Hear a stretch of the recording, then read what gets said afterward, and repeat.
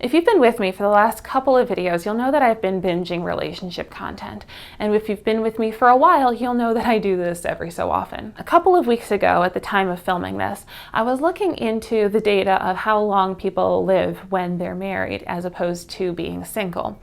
I'd heard a statistic going around that men live longer when they're in a relationship and women live longer when they're single. I couldn't find a solid source for this data, so I left that part out of my video that was honestly more about chores anyway.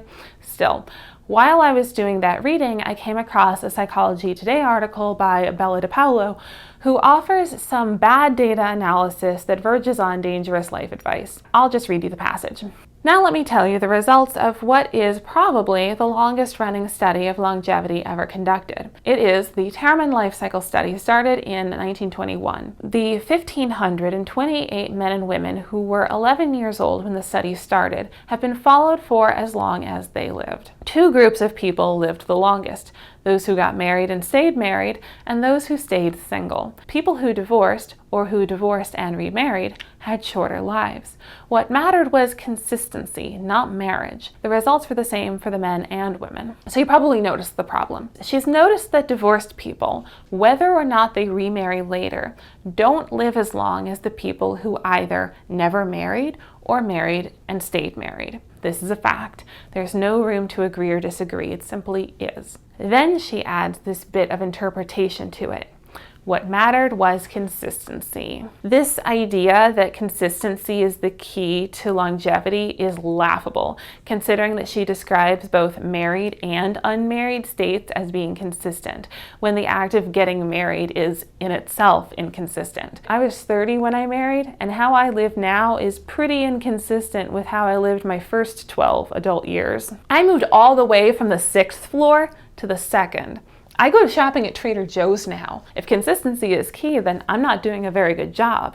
It's also incorrect to think that divorce is the only way a marriage can end. People who are widowed keep living after their spouse dies, and that's a big change too, having to get used to a new routine and leaning on your friends more. You might even date after your spouse dies. For example, my grandfather and my stepdad both remarried after losing a spouse, which of course was extremely smooth and was consistent with their lives before they remarried. No, of course it was an upheaval with grown or adolescent kids and combining households and navigating new relationship dynamics with everyone in tow. All this is to say that this analysis, the idea that consistency makes you live longer, is woefully lacking in consideration of all the reasons a marriage might end and start and what goes into these transitions. Therefore, consistency cannot be the reason divorced people don't live as long. I'd like to leave you with an alternate reason. Divorced people don't live as long because the stress of living with the wrong person or with an abusive person shaved years off their life. Living with that person longer would have shaved more years off their life. Their spouse, depending on how abusive they were, might even have killed them or driven them to kill themselves.